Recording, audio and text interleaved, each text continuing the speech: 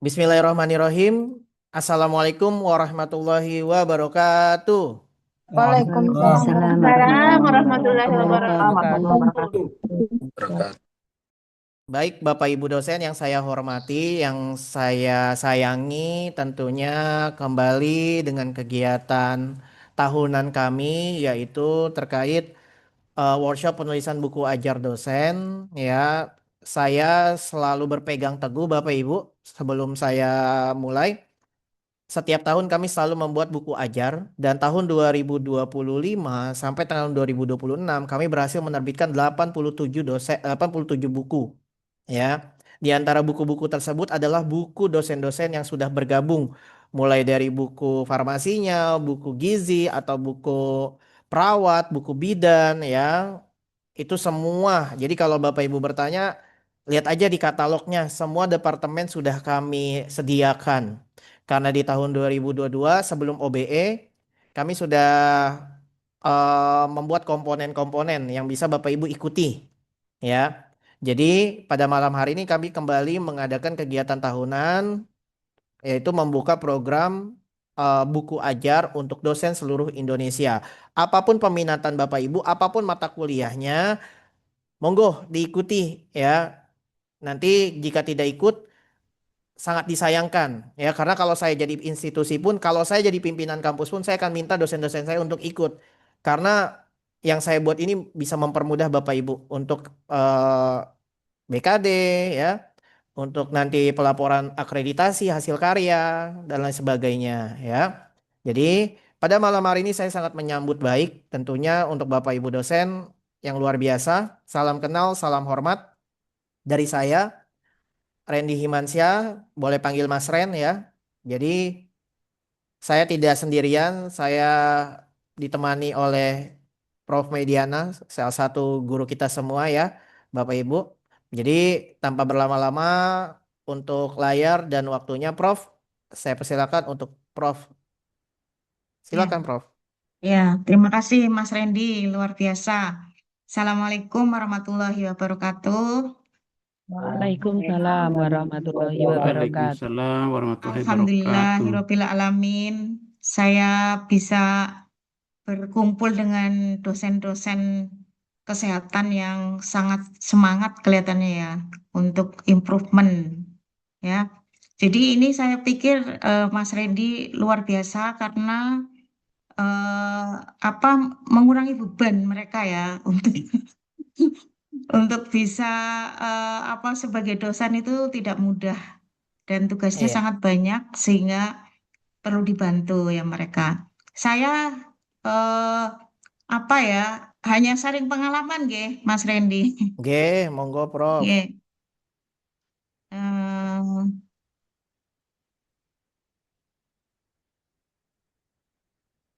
udah bisa ini ya. Udah kelihatan Mas. Belum. Nah, tinggal diperbesar Prof. Iya ini kok saya nggak bisa memperbesar ya. Meeting ya. Ini Layout. mungkin karena tampilannya PDF ya. Iya. Ini atau saya share screen saja. Oh nggih. Coba. Nggih matur nuwun. Coba tim, Ini tolong.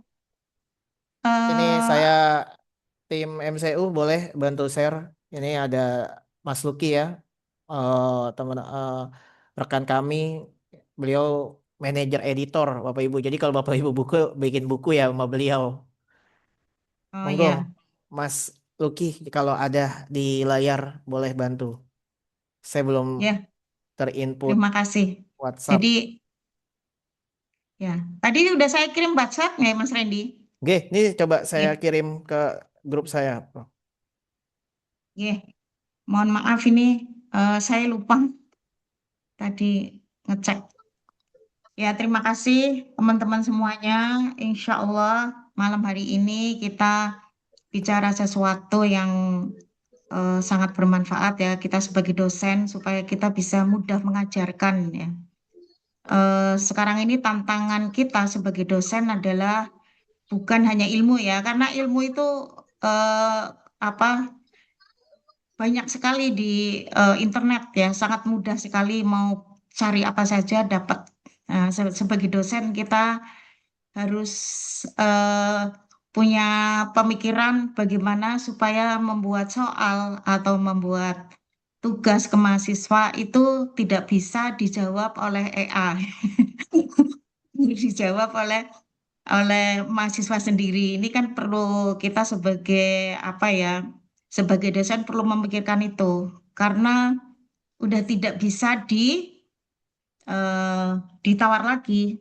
Kita harus membuat strategi untuk bagaimana mahasiswa punya skill, mahasiswa punya mindset, mahasiswa punya attitude, itu benar-benar hasil pengajaran dari kita. Jadi malam hari ini kita sharing ya, bagaimana mohon maaf ya, kadang-kadang saya merasa dosen mengajarkan materi yang sama ya dari tahun ke tahun. Itu saya juga pernah mengalami seperti itu. Terus di situ ada semacam kesadaran. Terus apa yang didapat oleh mahasiswa? Itu pertanyaannya. Kita harus berani bertanya gitu. Apa sih yang sudah saya ajarkan kepada mahasiswa gitu loh. Karena kalau ya saya kan udah senior 66 tahun ya. Saya merasakan kalau ngajar riset ya misalnya riset yang tahun 2025 misalnya, kita penelitian baru tahun 2025, itu sebetulnya kita mungkin bisa menerapkan ilmu yang kita riset yang kita dapat itu 10 tahun yang akan datang gitu loh. Apalagi riset yang udah lama-lama gitu loh. Jadi tapi sekarang alhamdulillah ada hilirisasi ya. Jadi apa sangat mudah diterapkan kalau kita masuk hibah hilirisasi ya. Sehingga ilmu cepat berkembang dengan baik saat ini ya. Karena ada program hilirisasi dari apa kementerian ya, dari Bima, dari ada program khusus juga hilirisasi gitu. Jadi itu yang kita pikirkan. Jadi kita kalau kita punya pemahaman, punya niat untuk bisa berbuat sesuatu ke mahasiswa, pasti ada caranya, ya. Dan itu tantangan luar biasa saat ini ya, karena apa ya, ada saya tuh bosen Bu lihat dosen mengajar gitu loh. Saya mau belajar sendiri aja, misalnya. Karena yang diajarkan sama dengan yang di internet gitu loh. Nggak ada sesuatu yang dirasakan, eh, yang bisa ditumbuhkan, kemudian yang bisa dipahami oleh mahasiswa. Eh, belum bisa ya, Mas. Sedang diproses Ibu. Tadi kami ubah dulu dari PDF ke PPT. Oh Gimana iya, Mas Suti? Coba apa sudah bisa? ya, ya, apa? Mohon maaf ya, Mas Randy. Nggak apa-apa, Prof. Oke, Sudah. ya,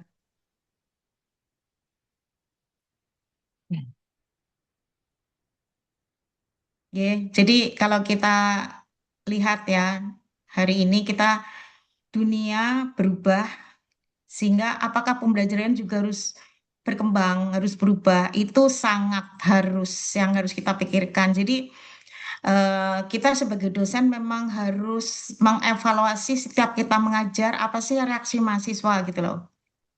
Karena ada mahasiswa yang saya tuh nggak butuh dosen Bu. Kalau lihat kompetensi di RPS saya tuh bisa belajar sendiri gitu loh. Nah ini tantangan buat kita bagaimana kita sebagai dosen itu bisa memperbarui apa metode pembelajaran berdasarkan hasil riset-riset yang terbaru. Ini harus punya niat yang kuat supaya kita terus berkembang. Jadi teman-teman perkembangan kita, kemajuan kita sebagai dosen itu sangat dipengaruhi oleh niat ya. Niat untuk bisa apa itu menumbuhkan mahasiswa untuk bisa dapat sesuatu gitu, untuk bisa dia hidup lebih bahagia dengan ilmunya. Itu yang terus kita pikirkan nanti ada cara, insya Allah. Ya next.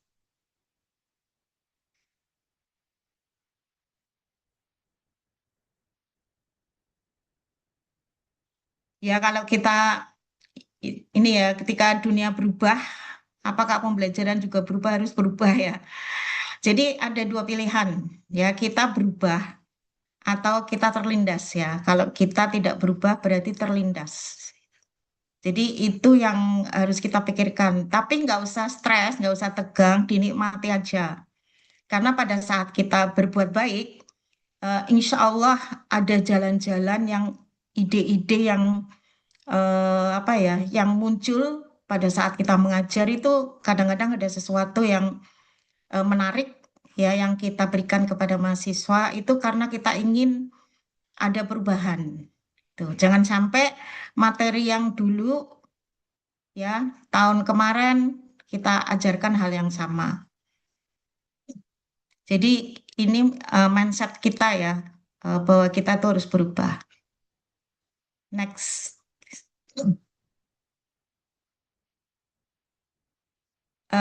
Jadi kita juga harus paham bahwa kita kalau menggunakan materi yang sama, padahal dunia sudah berubah gitu loh.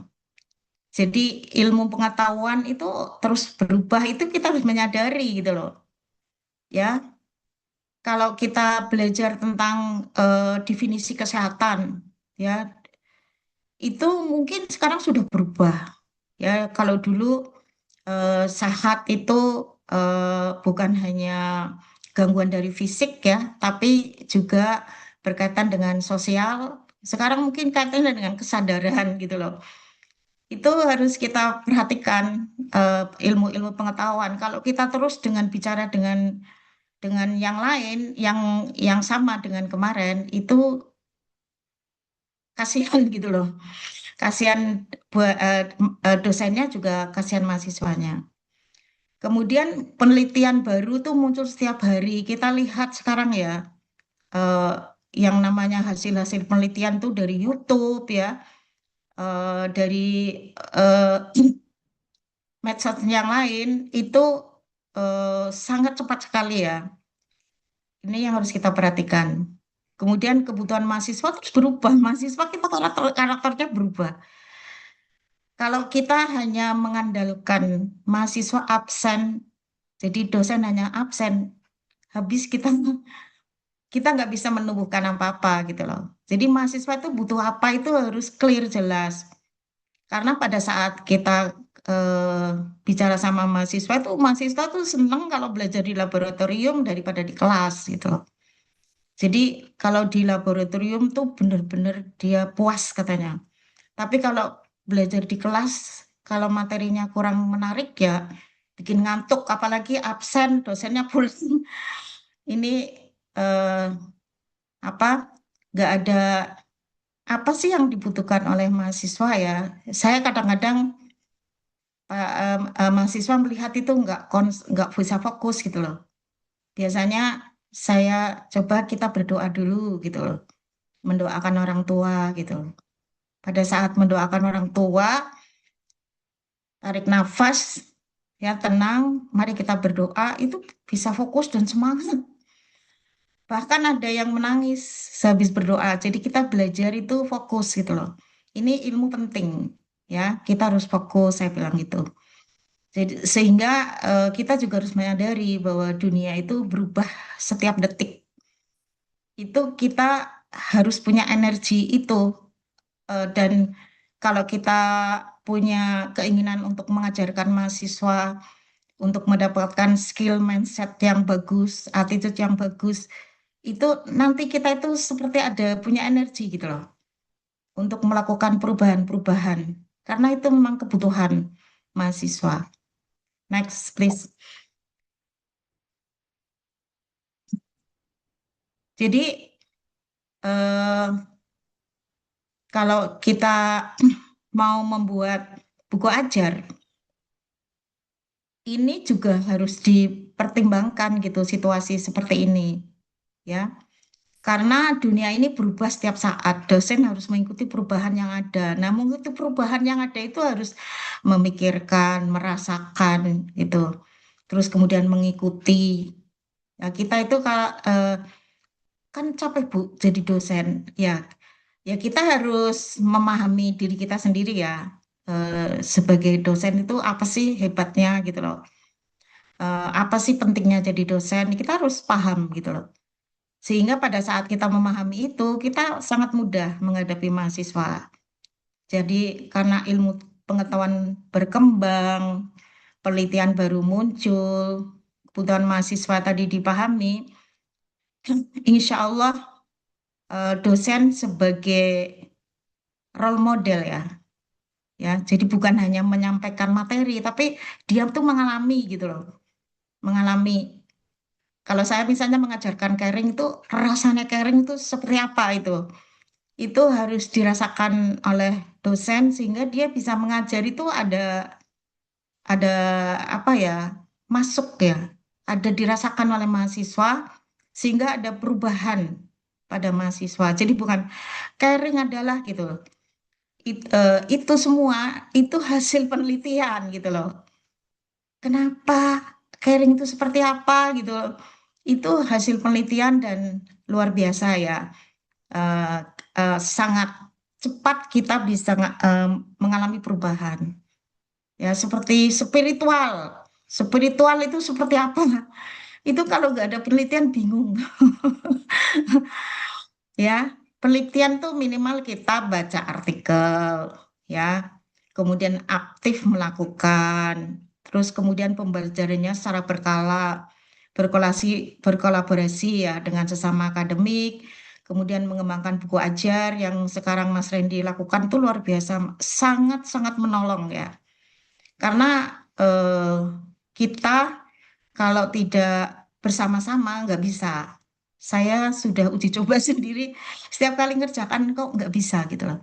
Tapi pada saat bareng-bareng, yuk kita bikin ini, yuk kita bikin ini, pasti, ayo satu, dua, tiga, kamu bikin ini, kamu bikin itu jadi dan cepat ya. Saya pernah bikin proposal itu 4 proposal itu sehari dengan 5 orang tim gitu ya. Karena itu ada energi yang luar biasa kalau bareng-bareng itu ya. Sehingga memudahkan kita untuk menghasilkan sesuatu dengan cara yang cepat. Next, please.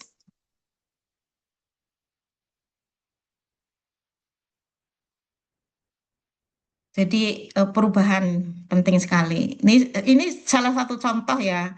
Saya di RPS mindfulness saya itu dahsyat sekali kalau dengan penelitian gitu.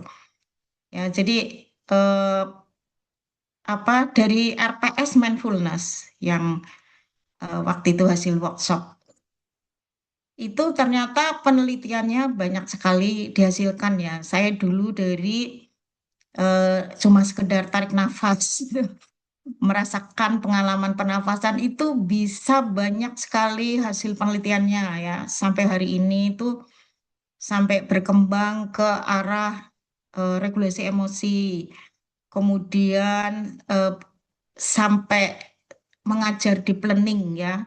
Di planning itu butuh mindfulness gitu loh. Dan itu luar biasa ya. Karena kalau kita bicara deep learning itu kita mulai dari kesadaran gitu. Jadi pada saat latihan kesadaran aja udah dahsyat ya. Ada hal-hal baru yang ada hal-hal baru yang disadari oleh mahasiswa bahwa ilmu itu merasakan, memikirkan. Jadi kalau mindfulness kan dengan merasakan, memikirkan, melakukan gitu, dengan penuh kesadaran. Itu banyak sekali penelitian yang saya kembangkan dan dikembangkan oleh mahasiswa dan selalu menyatakan bahwa mindfulness itu sangat dibutuhkan. Saya lebih tahu Bu siapa saya pada saat saya belajar mindfulness. Terus mulai paham the meaning of life. Hidup saya untuk apa? Jadi banyak mahasiswa itu yang kadang-kadang dia itu belajar tapi mau kemana dia bingung. Ini sangat sangat nggak bisa fokus gitu loh. Sangat mengganggu ya.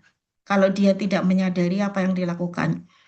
Pada saat dia sadar bahwa ilmu itu penting ya dan ini harus terus dikembangkan, itu energinya itu berlimpah ya buat mahasiswa. Jadi selama ini tuh selama ini tuh kita itu hanya definisi, ya definisi apa, eh, misalnya definisi carrying gitu, terus ciri-ciri carrying. Sekarang pertanyaannya nggak kayak gitu lagi, karena kalau itu pertanyaan yang dilakukan pada saat UTS itu ada semua di AI gitu. Jadi eh, kalau saya pertanyaannya apa yang kamu kembangkan, skill yang kamu kembangkan. Ya jadi bukan hanya nggak ada di AI itu jawabannya, misalnya. Ya, ini yang perlu kita pikirkan bersama. Kalau enggak, kita itu udah dihabisin sama AI jawaban-jawabannya. Saya sempat bingung waktu pertanyaan saya dijawab oleh AI mahasiswa dan itu semua 100% mahasiswa menjawab dengan AI. Dan ini yang perlu kita lakukan untuk bagaimana mengembangkan RTS dengan penelitian-penelitian eh, tanpa hibah atau dengan hibah itu pasti ada cara gitu loh. Kalau ini penting tanpa hibah lakukan, tapi nanti lama-lama hibah itu berlimpah ya. Eh, apa ma- eh, kita bisa mengembangkan materi-materi. Itu udah nggak punya pilihan lain ya. Selain kita itu penelitian. Eh, jadi teman-teman kalau bikin buku ajar juga harus ada penelitian dengan membaca artikel-artikel penelitian yang baru gitu loh. Sehingga benar-benar kita itu minimal kita yakin gitu loh bahwa mahasiswa itu punya skill ya dengan apa yang saya ajarkan. Mahasiswa itu mindsetnya berubah misalnya. Mahasiswa itu punya attitude yang baik karena kunci-kunci sukses itu ada di situ. Karena materi kognitif itu udah ada di mana-mana, sangat gampang. Jadi eh, sebagai teladan ya, mungkin dosen itu penting sekali sehingga sangat mudah membuat RPS nantinya. Dan kita itu jadi sangat mudah mengajar juga gitu loh. Kalau kita eh, jadi teladan gitu loh. Jadi langsung ditangkap oleh mahasiswa. Next, please.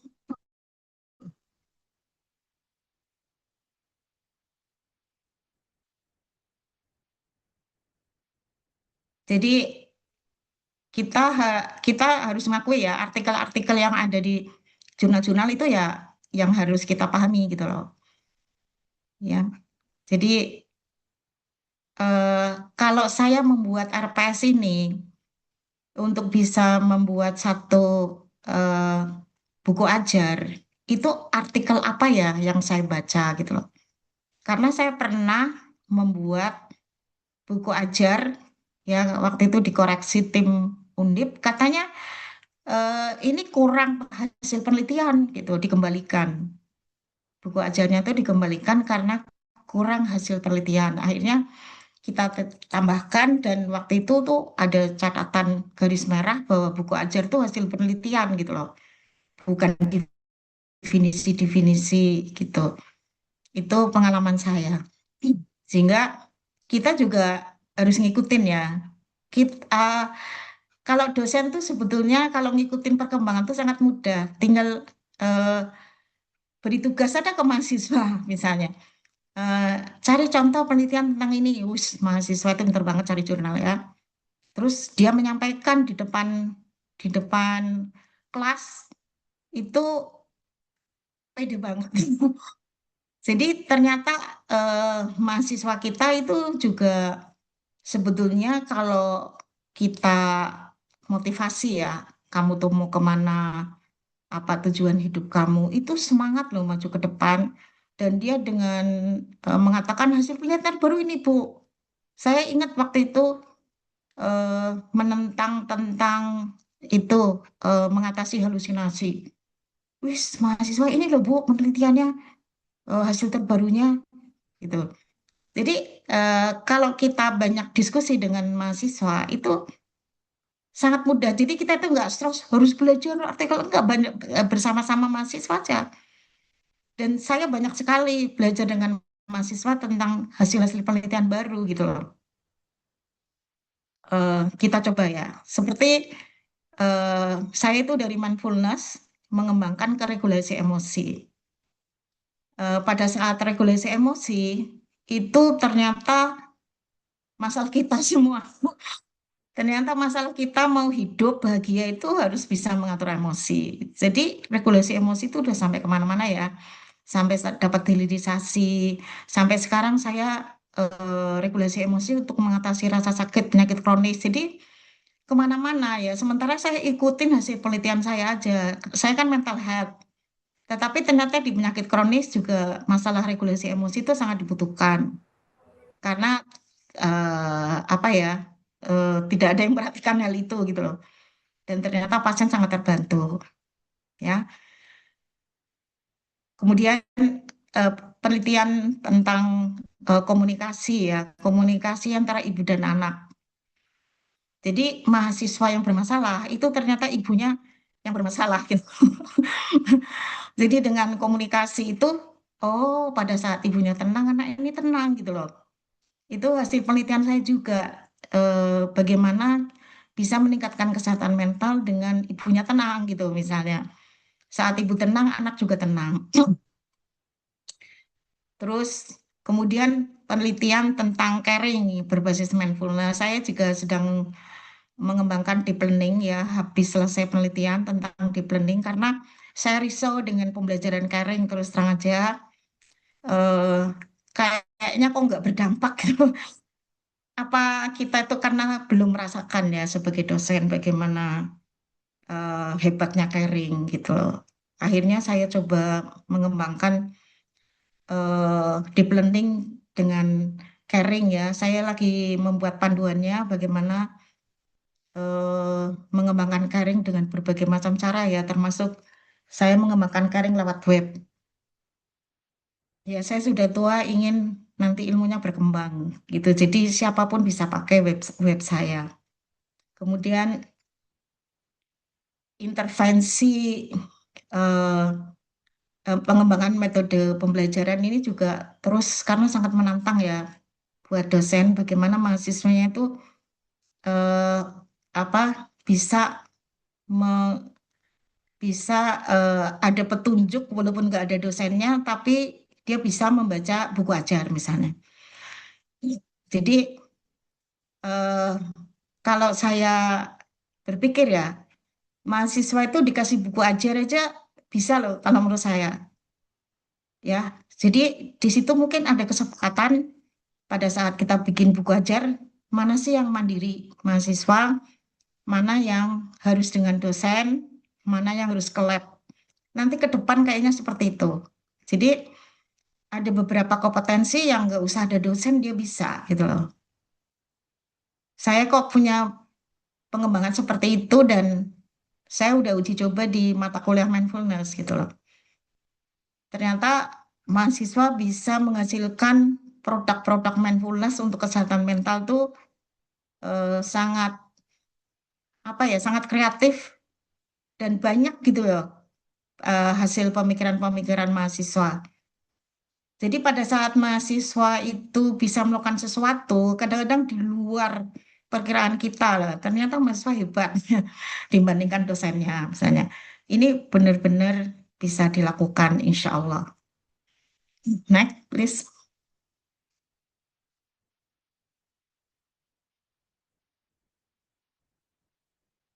Jadi kita sudah tahu semua lah bahwa eh, buku ajar itu harus dengan penelitian, hasil penelitian. Karena saya kemarin sempat ditolak karena penelitiannya kurang gitu. Jadi ini kenapa kok penelitian? Karena itu ilmu baru di situ, hasil baru di situ. Jadi kita nggak bisa mengajarkan hal yang lama, yang sudah lama gitu loh. Yang baru ya hasil penelitian gitu.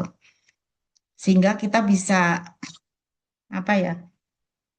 Nanti teman-teman kalau punya keinginan itu nanti ada ide-ide yang nanti dapat hibah, kemudian proposal-proposal itu eh, tidak tidak diduga itu dikembangkan itu karena kita ingin niat baik ya sama mahasiswa sehingga eh, bisa melakukan hal-hal yang baik ya termasuk membuat buku ajar yang eh, mahasiswa tuh ditantang, kamu bisa nggak dengan buku ajar ini kamu belajar mandiri, misalnya ada kesepakatan itu ya, mungkin di RPS-nya. Kalau ini bisa belajar mandiri, ya ini diskusi dengan dosen, ini kerja tim, itu eh, insya Allah luar biasa ya, karena ternyata mahasiswa tuh kadang-kadang nggak biasa bicara gitu loh. Pada saat suruh bicara itu bagi mereka luar biasa. Dan saya belajar bicara Bu di sini gitu loh. Ada yang mahasiswa bilang gitu, saya tuh belajar bicara Bu, kuliah di keperawatan katanya gitu. Jadi ternyata karena medsos mungkin ya, jadi komunikasi kita itu jadi kurang efektif ya. Makanya banyak mahasiswa selham itu karena dia nggak punya teman gitu loh. Dan dia nggak bisa komunikasi apa yang dia rasakan.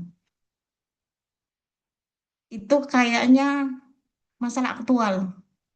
Jadi pada saat kita berusaha bukan hanya mengajarkan ya, tapi kamu tuh harus memahami diri kamu sendiri.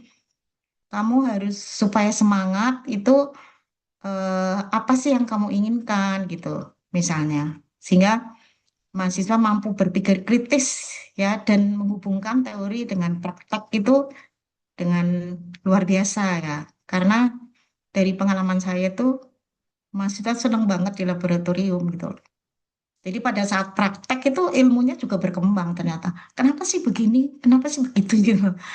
Itu ternyata juga membuat dia itu ingin mencari alasan. Dan itu sangat efektif ya daripada kita ajarkan. Tapi pada saat mahasiswa ini kenapa ya eh, regulasi emosi itu kok bisa menyembuhkan pasien? Dia akan mencari sendiri tanpa diajarkan gitu loh. Misalnya seperti itu. Jadi eh, kita tidak bisa lepas dari kondisi bagaimana dia punya skill, punya mindset ya, punya attitude yang baik ya dari eh, apa yang kita ajarkan. Next, please.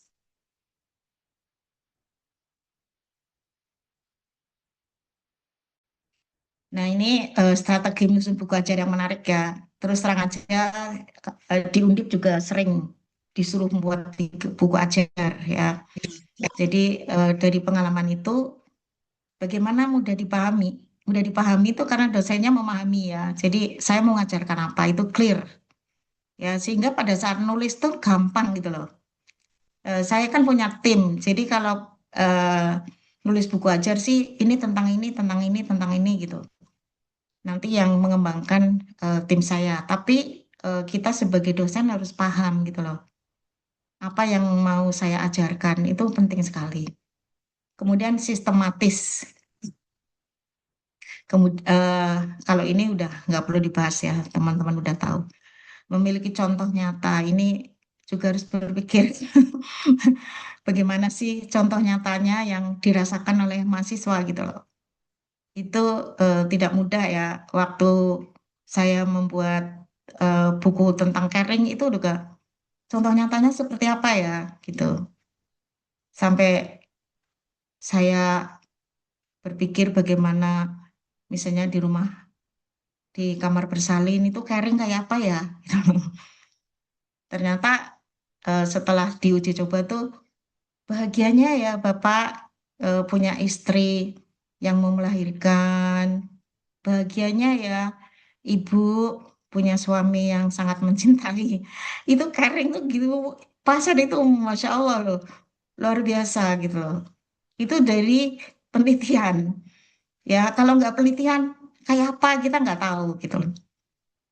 Jadi kalau saya sih kita memahamilah diri kita sendiri.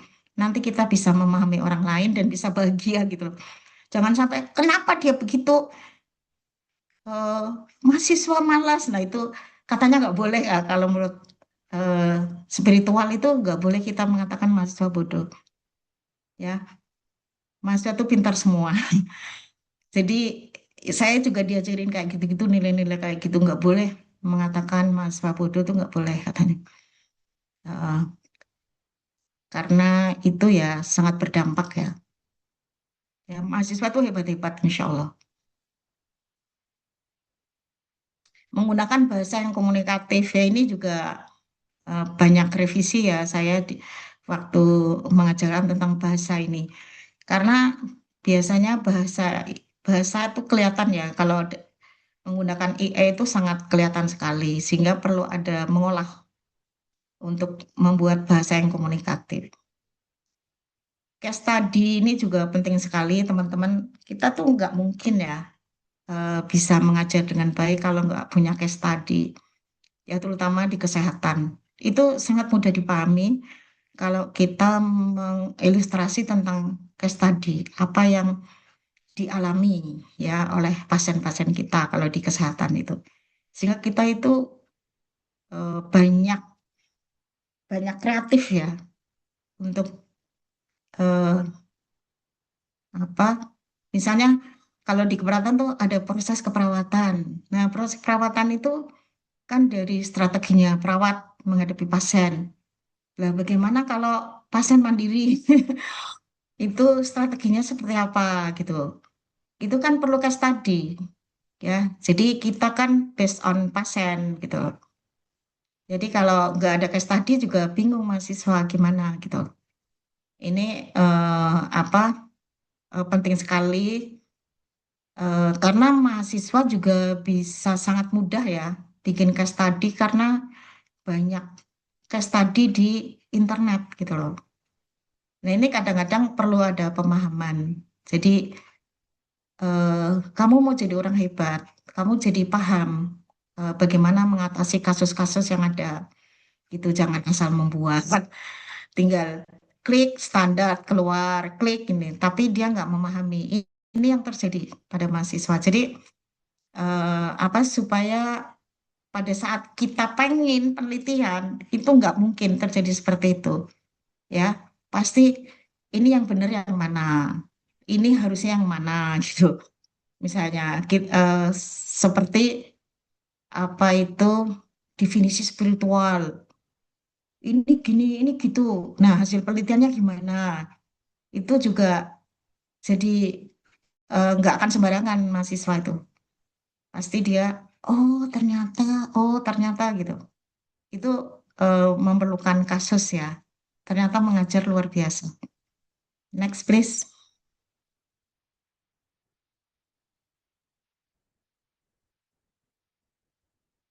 Nah, ini dia. Teman-teman kita punya mahasiswa yang hebat ya. Ingat itu, kalau saya itu. Dan udah terbukti ya. Jadi keterbatasan waktu kalau bersama-sama mahasiswa itu cepat banget. Mahasiswa itu sangat cepat. Cari ini, cari itu, cepat ya. Jadi gitu. Sulit memulai menulis, ya ini biasanya saya memakai poin. Tolong tulis poinnya apa gitu. Sehingga dia mulai belajar. Oh, kalau menulis, coba menulis caring. Oh, menulis caring. Nanti ada salah-salahnya, ya kita benerin. Kayaknya kita kalau nggak melibatkan mahasiswa itu berat.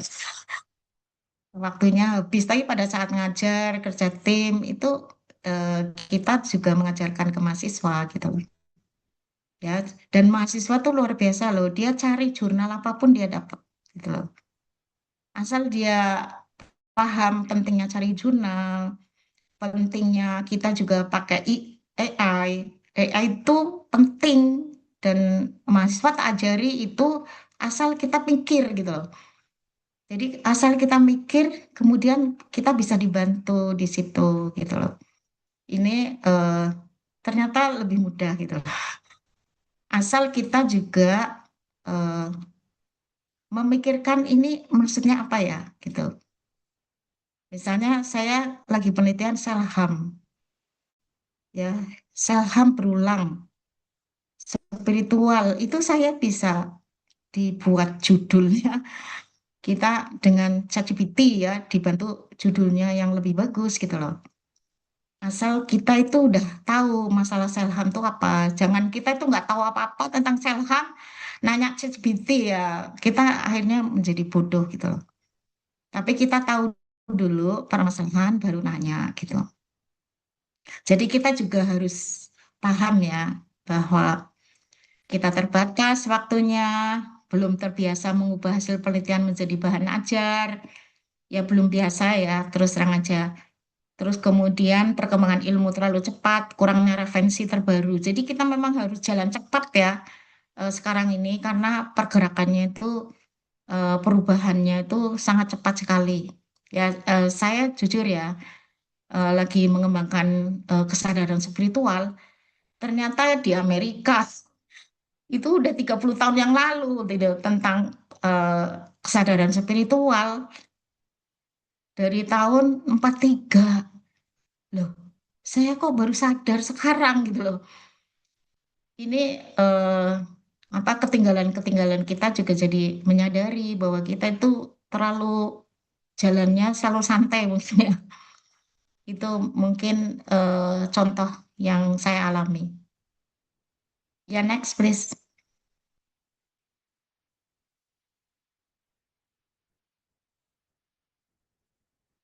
Nah, ini juga dampak buku ajar bagi pendidikan ya, teman-teman. Jadi bagi dosen menjadi luaran akademik ya, kita sebagai dosen kan harus punya luaran ya, meningkatkan profesionalisme, mendukung pengembangan karir akademik ya, ini penting sekali. Kemudian bagi mahasiswa itu kita mikirkan bagaimana mahasiswa itu bisa belajar mandiri gitu loh ya, sehingga bisa memahami materi secara terstruktur menjadi sumber belajar yang relevan ya. Jadi benar-benar hidup ya mahasiswa, nggak males gitu. Saya tanya mahasiswa males tuh katanya nggak tertarik dengan pelajarannya. Tapi kalau dikasih buku ajar, mahasiswa tuh kayak bertanya itu, ini menarik gitu. Pada saat menarik itu mahasiswa punya energi untuk terus belajar gitu. Kemudian bagi institusi meningkatkan kualitas pembelajaran, mendukung akreditasi, mengembangkan budaya ilmiah. Next please.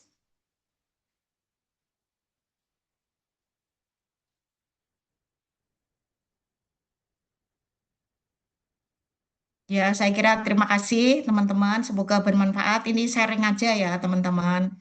Jadi teman-teman bisa lebih hebat dari saya, insya Allah. Jadi ini buku ajar bukan sekedar kumpulan materi, adalah bentuk kontribusi dosen dalam mengikuti perkembangan ilmu dan mempersiapkan generasi muda. Jadi jujur saya kalau nggak buat buku ajar tuh kayaknya kok risih sendiri saya.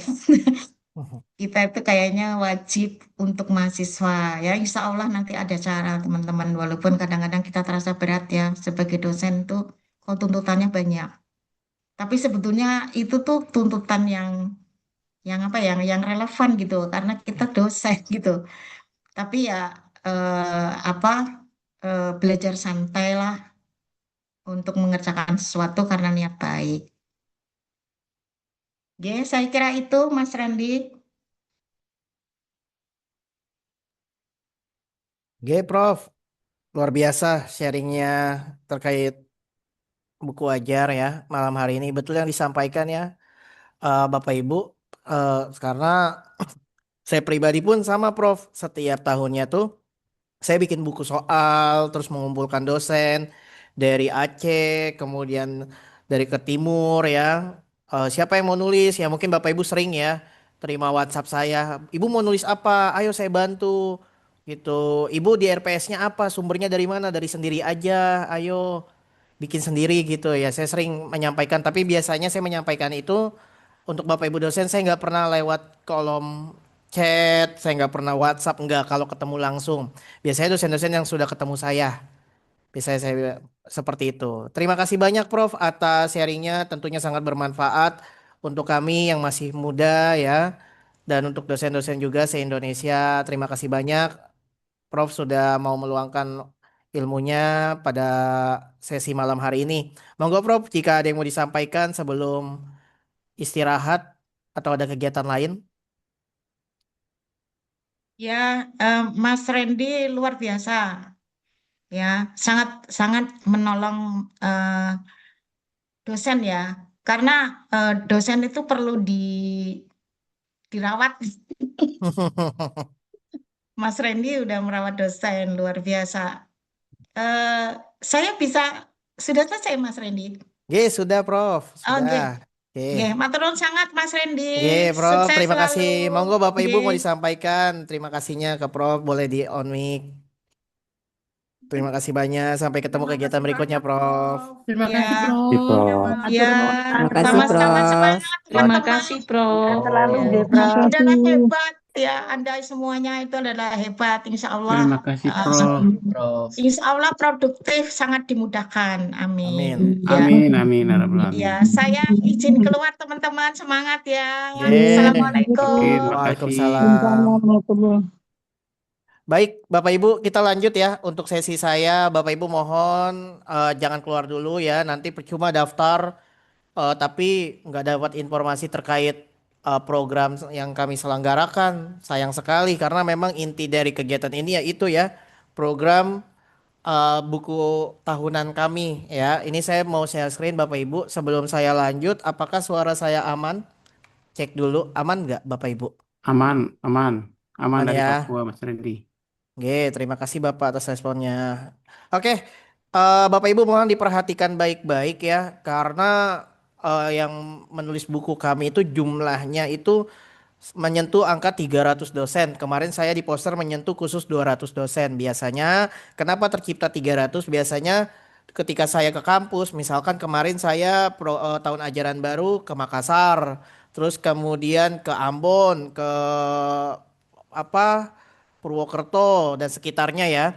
Itu kayak dosennya mau Mas Randy saya mau dong nulis ibu apa maternitas. Nah itu biasa jadi makin banyak biasanya tuh. Perawatan anak mas saya mau dong farmasi dasar itu jadi makin banyak. Makanya saya mulai dari 200 dosen terlebih dahulu ya. Ini untuk dosen-dosen internal MCU yang tergabung di grup khusus. Nanti bisa ikut langsung ikut juga ya. Ini saya share screen dulu.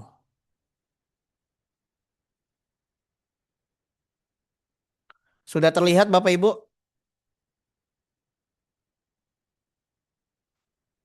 Terlihat tidak di layar? Cek cek. Sudah ya? Sudah. Mas sertifikat, nanti ya Bapak Ibu, ini kegiatannya memang tujuannya bukan sertifikat, nanti tetap dapat kok. JPL-nya sedang saya buat, saya tahu kok. Bapak Ibu, insya Allah saya tahu informasi terbaru ya. Tapi momentumnya ya ini, ya saya membuka periode. Tenang saja Bapak Ibu, kegiatan kita workshop nggak sampai di sini. Ya, nanti di Juli banyak ya Bapak Ibu, OSCE nasional saya adakan juga. Tapi kita fokus ke dalam buku ajar dulu ya. Ini quarter 2 ya Bapak Ibu. Jadi, kenapa saya setiap tahun bikin buku ajar dan selalu bertambah Bapak Ibu, angkanya selalu bertambah. Sangat sangat bertambah sekali malah ya. Jadi mulai dari book chapter, buku ajar, kemudian tim kami juga mungkin saya bilang tim MCU ini terlalu baik ya. Mungkin Bapak Ibu boleh di kolom chat yang ketemu tim saya yang tiba-tiba ditawarkan, "Ibu mau nggak jadi penulis?" Mungkin ada ya atau satu atau dua orang digabung di Zoom ini. Entah itu dari tim bisnis yang ke lapangan ya, yang keliling Indonesia, Palu, Kendari, dan sekitarnya. Jadi saya itu Bapak Ibu tidak komersil. Saya langsung saja karena saya tidak peduli dengan apa yang Bapak Ibu keluarkan. Misalkan Mas Randy bayar berapa, Mas Randy nerbitin di MCU bayar berapa. Saya itu akan masuk ke angka 100 mungkin. Dari 1 sampai 100. Saya lebih bertanya Bapak Ibu BKD-nya aman atau tidak. Ya, biasanya seperti itu.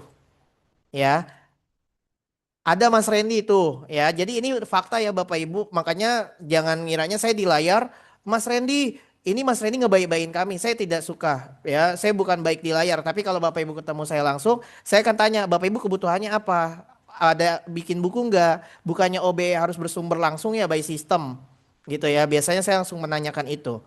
Jadi ini sifatnya individual Bapak Ibu. Tidak ada berhubungan dengan institusi Bapak Ibu secara langsung. Misalkan kayak gini, sebelum saya lanjut. Mas Randy, kami di kampus ada tahu setiap tahun bikin buku, bikin A, bikin B, bikin C. Gak masalah karena di program ini Bapak Ibu akan bertemu dengan dosen se-Indonesia. Saya ulangi, Bapak Ibu tidak harus terikat sama institusinya. Ini program individual, MOU-nya pun individual. ISBN-nya pun individual, nge-zoom-nya baru se-Indonesia. Jadi nama daftar Bapak Ibu akan bertemu dengan dosen yang lainnya. Makanya saya buka hanya 200. Ya, lanjut. Capaian penulisan buku MCU itu 100% buku berhasil terbit. Kemarin saya ketemu kasus Bapak Ibu di salah satu kampus ya di Malang ya Bapak Ibu. Ini langsung dia bicara sama saya, Mas Randy, saya sudah bikin buku loh di tempat B, C, D, E dan lain sebagainya. Saya bilang apakah sudah terbit? Berapa lama Bapak Ibu terbit? 3 bulan. Bapak Ibu yang menulis buku di MCU saya pastikan ketika naskahnya selesai jadi, saya berani garansi 1 bulan udah pasti terbit. Jangankan 1 bulan, 3 minggu paling lama. Karena apa? Karena kami punya kekuatan di sana. Kekuatan di bidang perpusnas, kemudian menganalisa naskah, cover, kemudian apa namanya modelnya. Jadi kita punya kekuatan di sana, ya. Kemudian dari tahun 2025 sampai tahun 2026 per kemarin bulan lalu kita tutup, ya. Kita bulan Juli ini kita nggak ada ISBN masuk, ya, kecuali buku apresiasi dosen. Ya, dosen di luar program itu 116 ISBN terbit. Saya pribadi selaku dari General Manager Mahakarya Citra Utama, saya mengucapkan terima kasih banyak untuk dosen-dosen yang sangat luar biasa. Kalian sangat hebat. Bukunya dicetak sendiri, bukunya dipasarkan untuk mahasiswa sendiri. Insya Allah Bapak Ibu, pahala Bapak Ibu akan mengalir terus untuk mahasiswanya. Ya, Mas Randy, mahasiswa senang tahu sama buku saya. Saya mau cetak lagi dong, Mas. Apakah uang itu untuk saya? Oh tidak, biaya itu untuk cetaknya saja. Ya, sehingga capaian ini menjadi bukti komitmen kami, Bapak Ibu. Ya, untuk mendampingi Bapak Ibu yang menyusun naskah, editing kita bantu. Biasanya kita bertanya di grup, gini Ibu naskahnya seperti ini ada yang kurang, monggo ditambahkan. Itu namanya program Bapak Ibu. Ya. Kemudian kita berikan hingga buku ini resmi dan ber-ISBN. Ya, ada salah satu dosen Bali yang bicara sama saya. Saya mah senang tahu nulis buku di MCU. Kenapa Bu senang? Ih kemarin tiba-tiba pas udah keluar 2 bulan berikutnya muncul di Google Scholar. Di Google Scholar berarti Bapak Ibu enak dong ya. Tinggal di copy paste linknya. Taruh di sister atau di ini. Mungkin dapat nanti dana hibah.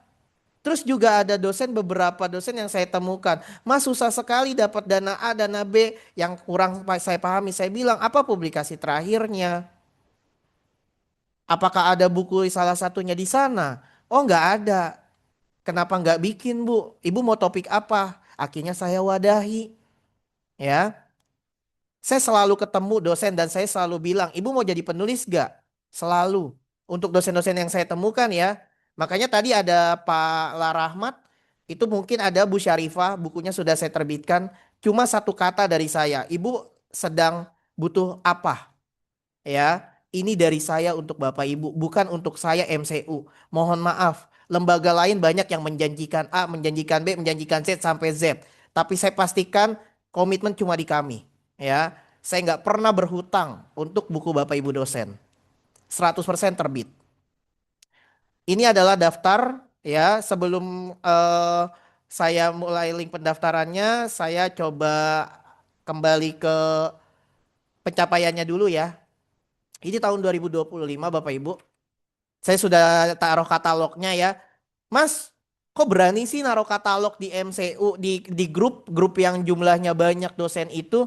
Berani kok MCU nunjukin bahwa MCU punya buku. Kenapa saya harus takut? Kan fakta bahwa kami membuat buku yang begitu banyak. Satu buku isinya 4 dosen, 5 dosen. Sekali lagi saya tidak menerima buku yang jumlahnya di atas 7 dosen. Alasannya satu, nilainya nanti rendah. Kalau Bapak Ibu punya tim di kampus, WA saya aja. Mas, saya udah ada timnya, saya siap bikin buku. Ayo. Kalau mau khusus kampusnya, sekali lagi ya. Ini buku ajar kami ya. Ini nggak semuanya saya cantumkan Bapak Ibu. Karena ada beberapa buku yang di luar dari prodi kesehatan ya. Nah, Bapak Ibu bisa lihat langsung. Ya ini menurut saya banyak sekali ya. Saya sampai nggak tahu ini angka-angkanya ini. Perpusnas sampai seneng kali ya ngelihat kami ya.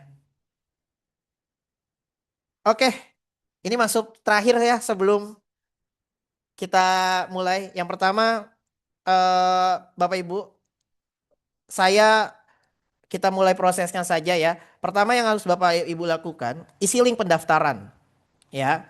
Mas Luki boleh dimatikan kolom chat, habis itu isi link pendaftaran yang sudah kita sediakan. Habis itu isi sesuai dengan peminatan. Mas, link pendaftaran ini boleh di-share gak ke grup eh, dosen kami? Ih boleh banget, barokah Bapak Ibu. Nanti giliran gak ikut, saya ke kampus Bapak Ibu, Mas Randy kemarin kok bikin buku gak bilang-bilang saya sih? Ya, terus perpustakaannya juga nggak lengkap. Akhirnya ujung-ujungnya perpustakaannya nanya ke saya, Mas Randy ada buku KKG gak? Mas Randy kehamilan terbaru ada nggak? Mas Randy farmakognisi ada nggak? Mendingan Bapak Ibu sekarang tulis tuh mau peminatan apa ya.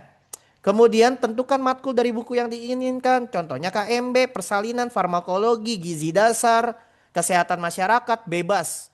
Ya, kalau misalkan nggak ada di topiknya, cari yang paling bawah. Nanti kita yang WhatsApp, Ibu mau topik apa? Kalau misalkan Mas Randy di dalam topik itu nggak ada kok farmasi, nggak ada kesehatan masyarakat, cari yang paling bawah di opsi itu. Habis itu saya yang akan WhatsApp, saya yang WhatsApp Bapak Ibu sebagai rasa hormat. Kemudian tim MCU akan menginvite nomor WhatsApp Bapak Ibu ke dalam grup. Misalkan KMB akan masuk ke dalam grup KMB. Kemudian maternitas akan masuk ke dalam grup maternitas. Kemudian KKG akan masuk ke dalam grup KKG. Itu akan sesuai dengan peminatan. Ya, sekali lagi grup ini bukan grup yang isinya workshop dan sebagainya, tapi nanti Bapak Ibu akan melaksanakan Zoom khusus. Waktunya akan diberikan surat undangan. Misalkan Ibu Andi, misalkan Ibu Yeni, misalkan Ibu Yuli, misalkan Ibu Sinta, saya buat surat undangannya. Yang terhormat Ibu A, Ibu B, Ibu C. Habis itu kita akan nge-zoom melakukan eh, pemilihan topik. Nah, di Zoom itu nanti ada Bapak Ibu RPS atau komponen yang kami punya secara lengkap. Bagi yang D3, profesi dan lain sebagainya, tenang saja, semua tersedia. Mas Randy, apa Bu? Saya persalinan ya, kala 3. Oke, saya ketik namanya di depan Zoom itu. Ya, Mas Randy, aku KMB tentang kardiovaskular. Mas Randy, aku jiwa halusinasi. Misalkan seperti itu. Contoh ya Bapak Ibu. Nanti setelah topiknya diinginkan, kita masukkanlah khusus anggota di buku itu. Misalkan KMB ada 4 orang, farmakologi ada 3 orang, kehamilan ada 2 orang. Ya sudah kita bikin. Kita tentukan deadline-nya, Bu. Penulisan naskah dimulai dari hari Senin ya Bu. Kita penulisan naskah yaitu misalkan 15 hari kerja. Oke siap Mas. Nah, semua kalimat oke siap Mas itu didiskusikan. Tapi Mas, saya orang Papua Mas. Apakah saya akan satu tim dengan orang Papua? Oh tidak. Mungkin Bapak Ibu yang dari wilayah Sorong, Biak, Jayapura akan ketemu teman-teman dosen Palembang, Kalbar, Pontianak, Samarinda, Manado, ya, Semarang, Kendal. Maka disitulah letak Mahakarya Citra Utama Group. Namanya juga grup Bapak Ibu. Mempertemukan dari dosen A ke dosen B. Itu ilmu yang paling penting. Makanya kalau Bapak Ibu nanya ke saya, Mas Randy bisa ke kota saya enggak? Oh saya bisa karena saya tahu di sana ada dosen saya yang pernah ketemu sama saya di Zoom. Jadi Bapak Ibu, ini bukan tentang penulisan buku saja, tapi sharing antara otak, pikiran, dan juga lisan terhadap orang sekitar kita dengan bidang keilmuan yang sama. Sampai sini Bapak Ibu, apakah suara saya terdengar? Coba mikrofonnya boleh dinyalakan, takutnya saya menjelaskan. Aman mikrofonnya? Coba saya nyalakan. Nggak tahu ya.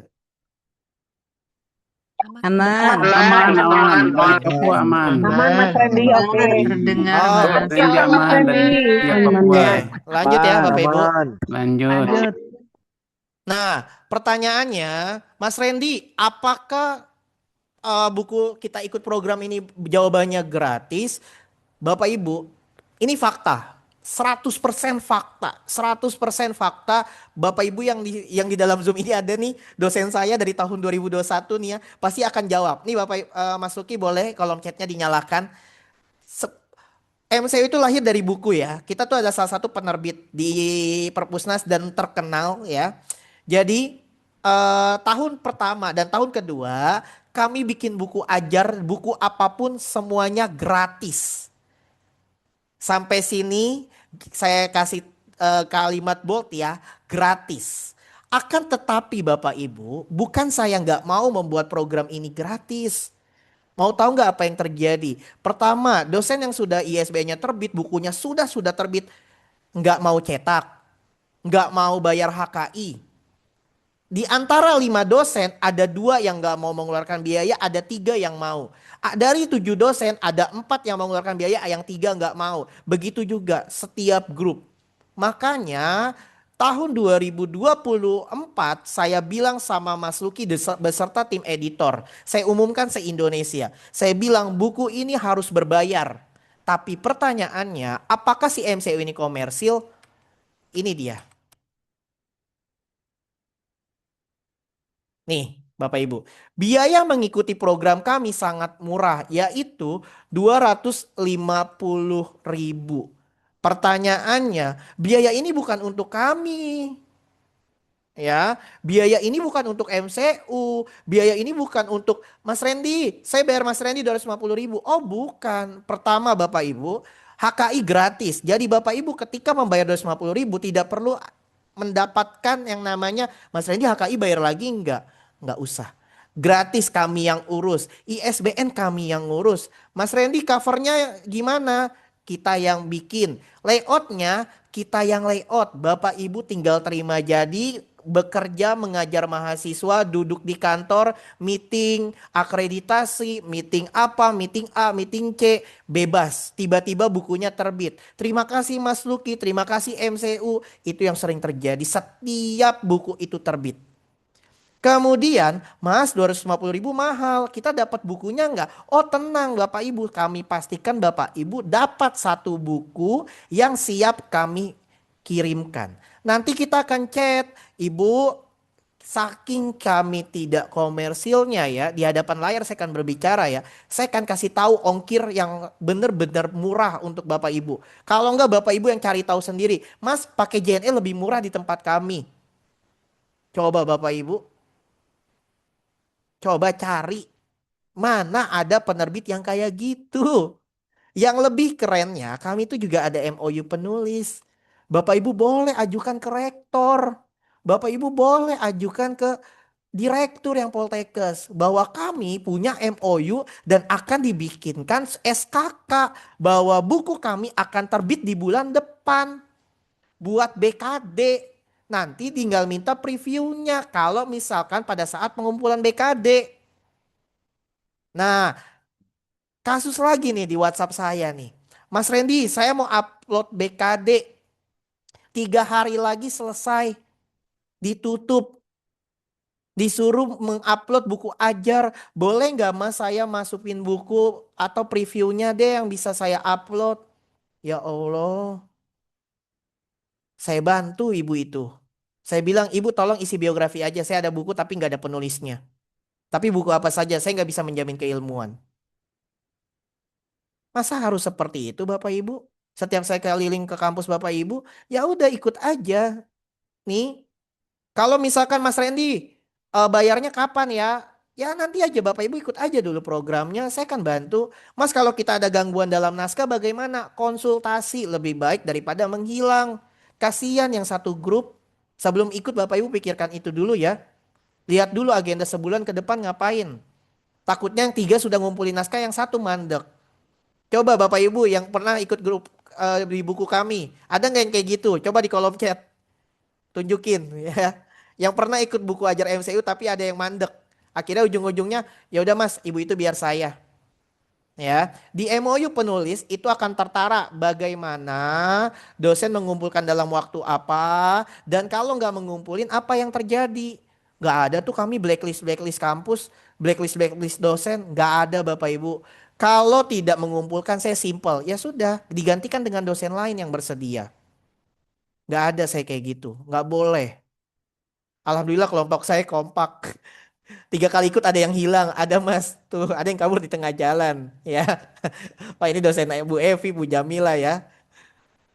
Alhamdulillah ya tuh Bu Emi tuh ikut ya aman dengan dosen-dosen. Bahkan kalau misalkan ada yang di dalam satu grup suka WA tuh, Bu kalau bisa kelompoknya ini lagi aja. Betul gak Bapak Ibu? Yang pernah ikut di MCU ya. Ya jadi Bapak Ibu itu adalah pengalaman. Jadi Bapak Ibu bisa ketemu dosen se-Indonesia dan bisa silaturahmi secara program ya. Link pendaftaran akan saya share malam ini, hanya 200 peserta ya, karena saya akan membaginya itu lumayan banyak Halo, Pak. Bapak Ibu. Jadi itu yang bisa saya sampaikan. Ini link pendaftarannya bagi Bapak Ibu yang mau bertanya terkait buku ajar, jangan ke saya karena saya ada beberapa kegiatan yang mungkin nanti akan slow respon. Izin Bapak Ibu ya. Jadi boleh ke Mas Luki. Ini WhatsApp-nya, yang pakai laptop boleh di-scan langsung karena ini pendaftaran buku ajar tahun 2026. Saya buka sesi tanya jawab 5 menit bagi Bapak Ibu yang mau bertanya. Silakan bertanya, sebutkan dari mana kampusnya. Silakan Bapak Ibu. Monggo yang mau ditanyakan. Ya, izin bertanya, Mas Randy. Oke, Bu Siti. Ya, eh ini kan kita ada project sama teman ini karena memang luaran dari penelitian Oke. itu kan ada buku ya, buku yang memang harus kita share ke masyarakat dan mahasiswa juga. Nah, Mm-mm. di situ kalau kita udah punya tim nih, kemudian Mm-mm. kami minta tolong MCU untuk menerbitkan Menerbitkan. dan semuanya itu syaratnya atau standarnya kita harus bagaimana? Nih, karena kan editor dari MCU dari Mas Randy gitu. Mm-mm. Oke. Mm-mm. Sudah Bu? Iya, apa syarat yang perlu kami persiapkan kalau kita udah punya tim nih gitu. Mm-mm. Atau nanti kita nunggu revisi dari editor dari apa dari MCU, oh Bu kurang gini gitu masih ada yang perlu diperbaiki gitu, nanti ada masukan juga nggak Mas Randy? Oke, saya izin menjawab Ibu. J. Yang pertama Bapak Ibu, sebelum lebih dalam ya. Yang pertama kami tidak ada editor di bidang kesehatan. Itu yang pertama. Ya Bapak Ibu ya. Jadi kalau misalkan Mas Randy, misalkan ini saya nulis buku tentang sistem kardiovaskular. Monggo dikoreksi. Kami nggak bisa koreksi, tapi layout dan desain semuanya kami bantu. Misalkan Bapak Ibu ada sebuah foto, gambar di buku itu. Nah, kami akan edit ulang agar gambar dan foto itu jadi milik Bapak Ibu. Keren kan? Ya. Wih, punya gambar sendiri, punya foto sendiri gitu ya. Kemudian, Mas, kalau kita punya tim, apa yang harus kita lakukan? Yang pertama, saya bertanya dulu nanti, naskahnya sudah lengkap atau belum? Atau masih ada ada naskah bolong atau topik bolong? Kalau sudah lengkap, saran dari saya atau syarat dari saya simple. Kirim aja naskahnya, saya bantu. Ya. Nah, setelah ada kalimat bantu, biasanya ada pertanyaan berapa biayanya Mas Randy? Bapak Ibu, biaya penerbitan buku jika Bapak Ibu naskahnya dari Bapak Ibu, percaya atau tidak, nggak akan pernah semahal penerbit lain. Ya, saya tidak menjual penerbit saya ya, tapi saya tugasnya membantu agar nanti saya datang ke kampus Bapak Ibu, saya bisa disambut dengan sangat baik. Ya, itu tugas saya. Kalau soal Bapak Ibu misalkan, Mas, eh, bukunya bagaimana? Ya udah setelah naskahnya jadi, layoutnya jadi, desainnya jadi secara buku, saya akan kembalikan. Tapi dengan invoice. Nah, jika invoice itu Bapak Ibu nggak minat, misalkan harganya sejuta ya. Sudah termasuk HKI sama ISBN sama layout semuanya udah rapi sisa buku. Tinggal terbitin aja. Mas Randy saya nggak mau nih sejuta kemahalan. Ya udah nggak usah nggak apa-apa. Bukunya tetap Bapak Ibu nikmati gitu. Jadi dari kami seperti itu Bu. Udah jawab Bu? Bu Siti? Iya, sudah terjawab Mas. Maaf, ini gambarnya saya tidak terlihat karena hitam semua. J, siap Mas Randy, matur nuwun karena pengalaman 2 kali nulis di MCU, alhamdulillah nggak ada keluhan, nggak ada eh, seneng aja gitu ya. Karena kalau memang nggak Alhamdulillah. bisa itu dibantu, artinya kurang ini, kurang itu, kemudian apa diuji ini juga ya, turnitin juga gitu Turnitin. sehingga insya Allah nggak ada plagiasi untuk kami sebagai dosen gitu. Jadi alhamdulillah senang aja gitu Mas Randy kalau bisa berlanjut gitu. Terima kasih Siap. untuk jawabannya, J. Matur Oke, nuwun. sami-sami Bu. Lanjut, silakan. Izin Mas Randy. Oke Bu, monggo. Dari Oh mana? ya. Perkenalkan saya Disa dari Unsri, Universitas Sriwijaya. Kebetulan saya baru pertama kali ini ikut Zoom ini dan juga baru pertama kali tahu tentang MCU. Mm-mm, Nah, pertanyaan saya adalah, misalnya nih saya lagi nyusun buku ajar, sudah mm-mm, tersusun dan memang sudah hampir selesai, mm-mm, dan saya hanya mau menerbitkan saja di sini, mm-mm. apakah itu bisa, Mas? Dan prosedurnya bagaimana? Terima kasih. Prosedurnya kirim aja ke saya Bu. Saya akan telah naskahnya. Habis itu saya akan WhatsApp ke Ibu. Ibu, saya terbitin. Ibu mau kapan terbitinnya? Udah, kayak gitu ya. Jadi kirim aja ke saya Bu ya. Nanti saya bantu. Oh, Kalau berarti cuma saya mau hubungi Mas Randy langsung berarti. iya boleh. Atau ke Mas Luki juga boleh. Kasih tahu aja. Ini saya yang kemarin bertanya Ibu A dari Unsri gitu. Oke, Hmm. baik. Terima kasih, Mas. Iya Bu. Insya Allah saya akan bantu ya Bapak Ibu. Silakan ada lagi Bapak Ibu. Saya Mas Randy. Oke. Ya, selamat malam Mas Randy. Assalamualaikum warahmatullahi wabarakatuh. Waalaikumsalam. Saya Dwi dari Setiabudi, Mas Randy. Ya Eh, Ibu. ya, terus terang saya baru kali ini tahu program buku ajar dari MCU. Kalau yang dulu video-video pembelajaran gitu-gitu. Oke. Mas Randy, kalau saya dari informasi ya, kalau misalnya dari kami nggak ada tim, nanti apakah akan dicarikan dari MCU ya? Ibu isi linknya. Nanti kami bantu carikan. Kami yang Oke. bantu malah. Mm-mm. Oke, baik. Terus tadi berarti buku ajar itu nanti bisa kami gunakan untuk pembelajaran di tempat kami ya, Mas ya? Bisa dong Bu. Ibu mau Oh, keserbaluaskan, mau buat ngajar sendiri, buat perpus semuanya bebas. oke, baik-baik Mas Randy. Itu aja Mas Randy, saya sudah daftar kok. Oke, siap Ibu. Ya, baik. Terima kasih. Assalamualaikum. Waalaikumsalam. Silakan Bapak Ibu ada lagi satu lagi kali ya, ya. Silakan, ada lagi enggak? Atau sudah paham semuanya? Bapak Ibu dosen. Sudah ya seharusnya ya. Wih, bila memungkinkan dibuka saja atau ditawarkan siapa yang bisa menjadi editor lumayan buatkum. Iya, biasa saya tawarkan ya. Iya, boleh juga apa menjadi editor. Apakah nanti dapat template bukunya saat penyusunan? Dapat dong Pak Lah Rahmat. Pasti dapat Pak. Per tim atau per individual? Per individual Ibu ya. Luar biasa 4 eh, MCU. Saya juga editor, sering jadi editor jurnal. Iya Ibu Nurul ya. Biasanya kami tawarkan. Kak boleh gabung dengan grup MCU. Wah Kak, kalau grup MCU itu prosedurnya lumayan Pak. Yaitu harus isi link ini, link khusus. Ya, bukan di sini. Nanti ada Kak penawarannya. Template sudah dari, oh sudah ada jawab. Oke Bapak Ibu, sampai ketemu di Zoom buku ya. Ini kita sudah buku, ini Mas Luki tolong ya, masukkan link pendaftarannya ke dosen Bapak Ibu kita ya, yaitu dosen internal. Silakan dibantu ya. Saya rasa sudah selesai ya untuk presensi. Mohon diisi Bapak Ibu untuk mendapatkan sertifikat. Ini yang dikirim ke ini grup aja ya, yang grup dosen perawat MCU dan juga teman-teman yang lain. Ya Bapak Ibu itu link presensi ya. Saat ini kalau ditanya berapa JPL Mas? Cuma 6 Bapak Ibu. Kalau mau 20 nanti. saya ada kegiatan OSCE nasional, tenang, workshop ya. Terus saya udah bocorkan ya. Jadi kalau mau 20 JPL nanti aja pas workshop 3 hari. Saya bikin 20 langsung. Mau ikut nggak workshop Bapak Ibu? OSCE. Terakhir kita mengadakan Ikut, 2024. ikut. dong. Mau dong, Mas.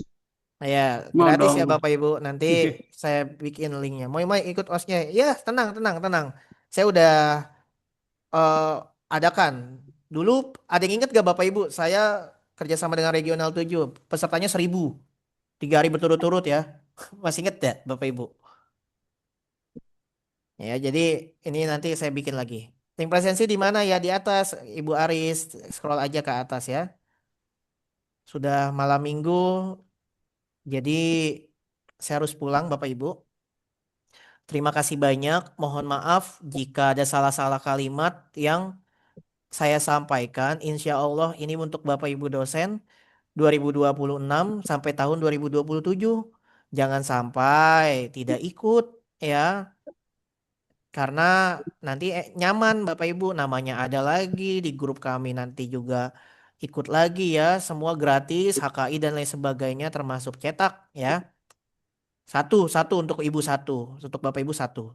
Jadi terima kasih banyak, sehat selalu untuk Bapak Ibu sampai bertemu di institusi oleh tim MCU. Jadi kalau nanti tim MCU datang, sampaikan saja apa yang mau diinginkan. Kami akan bantu insya Allah. Karena kami sangat senang bisa membantu apapun yang dibutuhkan. Terima kasih banyak. Salam sehat, salam hormat dari saya pribadi. Sukses selalu ya Bapak Ibu. Mohon maaf lahir batin jika penyampaian saya ada yang kurang berkenan. Saya Randy Mansyah, pamit undur diri. Terima kasih banyak Bapak Ibu. Terima kasih Terima kasih banyak. juga Mas Randy, Sehat Terima kasih selalu. Mas Banyak Randy. Mas Randy. Terima kasih banyak Mas Randy. Semangat. Terima kasih Mas Randy. Terima kasih kembali. Selalu Mas Izin Randy. nih. Terima kasih Mas Randy.